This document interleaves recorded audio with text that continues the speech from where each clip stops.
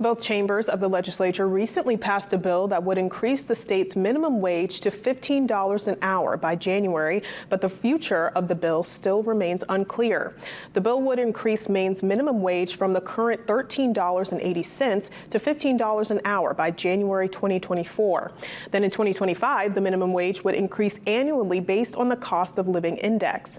A spokesperson for Mills says the Democrat supports the system put in place by the 2016 referendum, which increased the state minimum wage from $7.50 to what it is today.